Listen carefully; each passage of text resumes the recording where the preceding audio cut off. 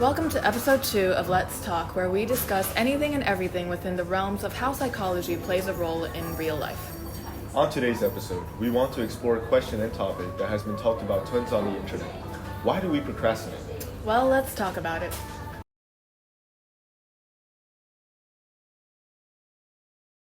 As usual, let's start off by asking the question, what is procrastination?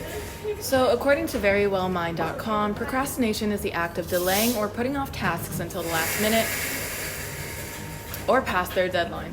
Some researchers define procrastination as a form of self-regulation failure characterized by the irrational delay of tasks despite potentially negative consequences. And procrastination seems to be more common in youth nowadays, right? Especially with social media. Yes, and I can personally say that this is true because I've seen this just both among friends and in myself and in my siblings. And for me personally, procrastination goes beyond just avoiding my schoolwork. Even just going to bed, sometimes I will procrastinate on doing that. I'll succumb to the scroll of social media, and even if it's doing something that I would love doing, I would still procrastinate on it because it's just, in my mind, it's irrational, but it's just not worth the effort to start on those things. Yeah, and I think you're right with what you mentioned. There are like many different reasons why people procrastinate, right? There's different motivations. Like as you mentioned, it's not just wanting to not do homework or put it off. There's other motivations like instead of it because it's more satisfying. Yeah, and I think the reason why we procrastinate, this is a question that I've personally asked myself for years, and I've just begun to find out the answers to this question, and I still haven't gotten the full picture yet. So what are the reasons for procrastination? Well, there are many different reasons, and I think one very contributing reason for procrastination is reward sensitivity. And what reward sensitivity is, in essence, it just means that we carry out acts to reward ourselves, to feel satisfied, right? That release of dopamine or serotonin in our heads, that feels really good for us. And doing homework, it's a lot more effortful than just like you said, scroll on Instagram. So we tend to do things that are easier, that have more gratification, rather than things that are long term and have similar levels of gratification. Yeah, I completely agree. And I think for reward sensitivity, a lot of it is our attention span has also been shortened so much due to social media that we cannot wait for a long time to get that reward. We must get it immediately. We need that gratifying feeling of just getting that reward immediately instead of putting in effort to actually achieve something, even if we know that reward when we put in effort is probably bigger or greater. Yeah, and in application, that would be like avoiding your homework, because after you do your homework, you're gonna feel satisfied, right? After you finish like a bunch of hard math problems, you will feel satisfied, but they are hard math problems, and we're not good at math, so it's really effortful. But then you have the other option is to just scroll on Instagram for like 3 hours, just video after video, and it's just as satisfying. Yeah. Yes. And especially if procrastination is a habit that you've accumulated over the years, you become used to seeking out that instant gratification. And you also become used to just doing your work last minute and still being able to get it done, which only drives you to do it more. And it's just this negative repeating cycle of going downhill in the rabbit hole of procrastination. Yeah, that's right. That rabbit hole. Yeah, that rabbit hole. I've personally been, in one of those myself, and it was with playing video games. In my freshman year of high school, I was just playing video games all day. I didn't want to do homework, and when I got home, whenever I had any free time, I would just, play video games rather than doing something productive, because it's just so easy to just, feel satisfied from doing that. And every time you get a kill, you get a win. It just feels good, and it's a lot easier than doing homework. And I feel like something that's not quite often is talked about in procrastination is like productive procrastination, where you procrastinate on the thing that you really need to get done by doing other things that you could get done, but really you don't need to. And you kind of trick yourself into thinking it's okay because I'm being productive, and that's the reward that you seek, is this feeling of false productivity, when in fact you're really not being productive because you're not focusing on the thing that you need to be focusing on. Yeah, that's true. I think I haven't really thought about that, but that's kind of true. Like even recently, I would just instead of doing homework, I'd be like, I'll just clean my room. I'm being productive right now, but is that really what I need to be doing right now? Yeah, and personally for me, other than just seeking out the reward, I have a few perfectionistic tendencies that I've realized in these past years really get in the way of me accomplishing or completing something. My mindset, although irrational, is that if I can't get this done perfectly, I won't start, because it's just so daunting of a task. And if I can't get it done perfectly, then why should I even try in the first place, right? Yeah.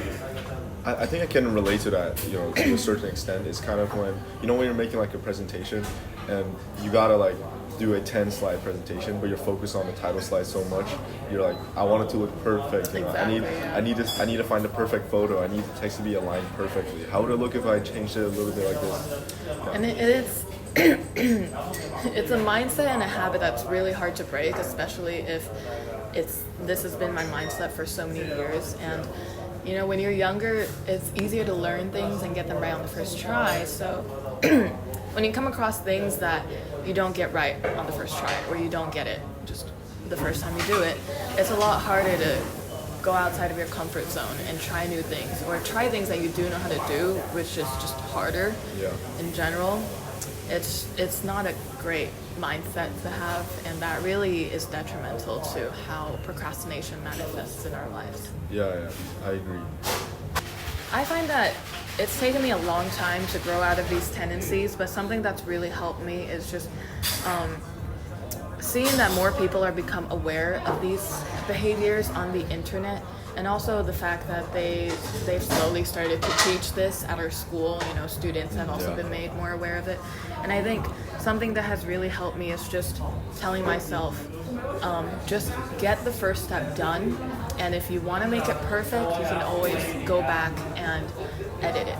Because I find that personally, I like creative writing a lot, and we had to do this thing in school called NaNoWriMo, National Novel Writing Month, and I would have such a hard time with it, because if my first draft, if what I wrote my first time wasn't perfect, I wouldn't want to keep writing it. But how I pushed through that was I just told myself, a draft is just a draft. You just have to get through it, and you can always go back and edit, because that's what first attempts are for. They're for screwing up, and they're for making mistakes. And I think learning to overcome that and learning to, actively remind myself that has been such an important role in overcoming these perfectionistic tendencies. But I'm curious, how did you overcome, or how are you actively working on overcoming coping with reward sensitivity? Well, for reward sensitivity, right? The short-term gratification. I think one way to overcome that is, it's not as much as overcoming short-term gratification. It's more of trying to push yourself to do more long-term gratification things. And one way to do that is, like you said, breaking things down, into smaller steps, so it feels easier and you feel more satisfied, right? So it's pretty similar to what you said about the NaNoWriMo, how you broke it down to it's just a first draft, right? You won't think of NaNoWriMo as a whole. Like, your essay is not one big scary monster, right? It's the introduction paragraph, then it's the first body paragraph, and so on and so forth. Then it's a rough draft, then it's the edited draft. So if you make these steps for yourself and you outline these things, whether it's in your head or whether you write it down, I think that makes things a lot easier, right? Because you can be like, I finished the introduction paragraph. I can reward myself with, taking a short break or something. 5 minutes of video games. That turns to 10. Hopefully not. Well, unfortunately, that happens way too often. But I completely agree. And I know this is oversaid, but I feel like a big part that also goes into that is finding the discipline to keep going instead of giving up and relying on motivation. Because I feel like a lot of students rely on motivation to get their work done, when in fact motivation is very fleeting. It comes and goes, and sometimes it's not there at all. So it's really bad to rely on motivation. You have to work on, again, like you said, seeking long-term gratification and finding the discipline to be able to achieve that. Yeah, I agree. Yeah, for me personally, yeah, I think I fall into the category of working in bursts of motivation, and what that sometimes leads to is me starting like a bunch of different projects, doing a lot of different things because I had this motivation to do one thing, and then the next day I don't have that motivation for that particular There's thing. just a bunch of unfinished things. There's a bunch of unfinished Yeah. projects. You're right. So it's better to just push yourself to keep doing that one thing until you're done. Then start the next project. I think that really helps with your workflow as well. Yeah, I completely agree. All right. So another point is point or reason for procrastination is emotional regulation. What do you think about that? I feel like when I first heard of the term emotional regulation and procrastination, I was really confused because, it didn't make sense to me. But the more I thought about it, the more it made sense. Because I found myself recently, when I'm going through emotional ups and downs, it either makes me really productive or really unproductive. And, doing some self-reflecting, it's like, oh, it's because this emotional event that has happened in my life has caused me so much distress and anxiety that sometimes I'll work a lot to ignore it or to sidestep it, not think about it, or it's all that I can think about, and then because of that I can't work. Has that ever happened to you? Yeah, I think so. I think the last part of what you said really resonated with me. Having this emotional experience that results in avoiding something. But I feel like that could also be linked to the event itself. Like, let's say, you really hate math homework, or you really hate math class, and you have math homework. And because, you have so many negative feelings towards math class, you don't want to do your math homework, right? Because it's just going to make you feel more sad, or at least that's what you think in your head, right? Because, humans, we like to avoid the negatives, and we like to focus on the positives. And then that's kind of like avoidance, which isn't really, regulation. It's more of a negative thing, avoiding your problems. And then, that leads to a lot of other things like reward sensitivity. It ties back into that. If you really hate your math class and you don't want to think about it, then, you might as well, scroll on Instagram for some short-term gratification so you feel better about yourself and forget about your problems. I think something that this has reminded me of is, so for context, both of us take a Spanish class, and let's just say we're not super great at it. Yeah. And we have a lot of, or I think you have a lot of, I completed most of it, Spanish upgrades. And I think that's just, we have, Spanish class is a great time, but Spanish work is not. It's not great. It's not great. It's not fun. So the emotion that's tied with doing Spanish work, for me personally, I don't know about you, it's a lot of anxiety, because then I think about our mocks. Yes. And the tests that go in with it. And it's just, I'll avoid doing that work because I don't want to be reminded of my Spanish mock exams or my Spanish upgrades. Yeah. So or you might biology. as well play some Brawl Stars. Yeah, exactly. Yeah, that's true. It's a negative cycle. Yeah. And actually, you mentioned mocks, right? It's not just Spanish mocks, it's our entire mocks. We need to start reviewing for that. But we're thinking, it's so far away, we don't want to think about that, Mocks are a terrible time. We hear from the year twos, and people are like, oh my god, I hated preparing for it. It was so stressful. Mocks were so stressful. Why would you actively seek out this stress-inducing thing, right? It's pretty logical to not do it, but then again, it's very important. You need to finish this task. So in the back of your mind, you know that studying for it is going to help you in the long term, and that it'll probably alleviate some of your anxiety or stress surrounding it. But it's just getting over that first step, that overwhelming sense of, oh my god, the panic. It's just so hard that a lot of us don't want to cross that boundary.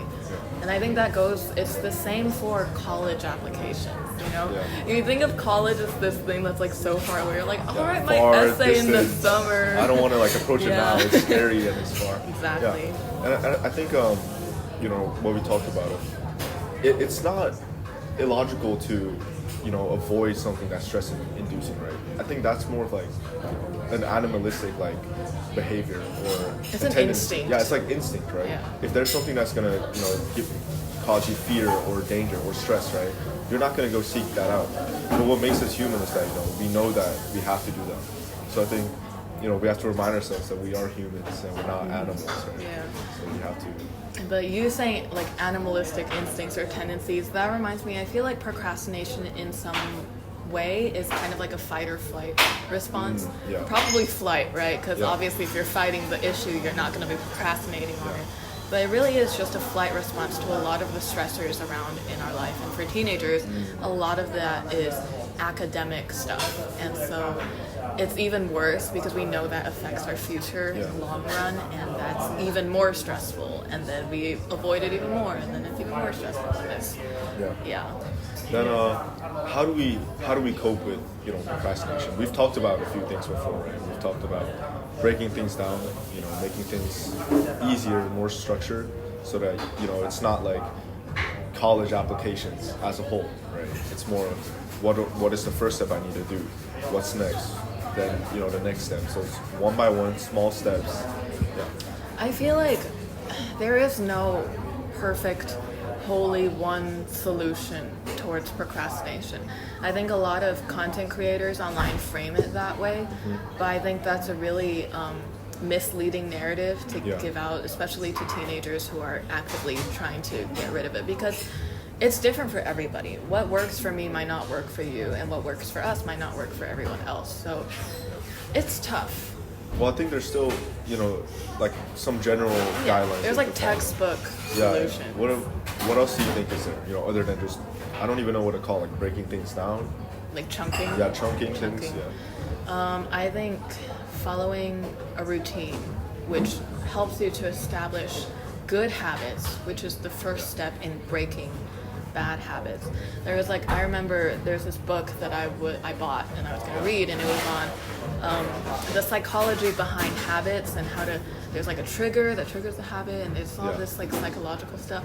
I never finished the book because I procrastinated on reading it. Even today, I think about it every day and I'm like, I should read that book again. But I have not, so I stand to this.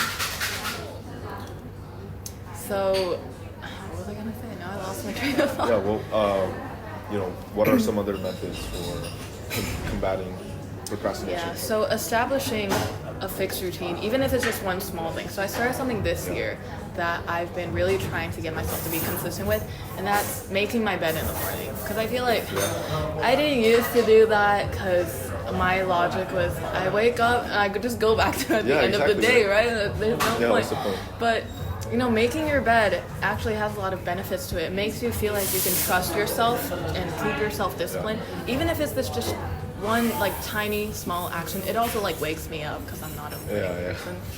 So I feel like to the people out there who feel like they have no idea where to start, make your bed every morning. Well, has it helped you? Like, do you feel like how long have you been doing this for?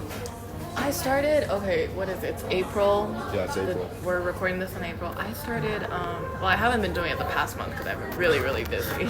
I should probably do it again. Yeah, you probably should. You're breaking your habits. Yeah, but I did this from around, I'd say like November to January or February. Yeah. And during that time, I feel like I really flourished in my academics, in my personal life. I was growing personally.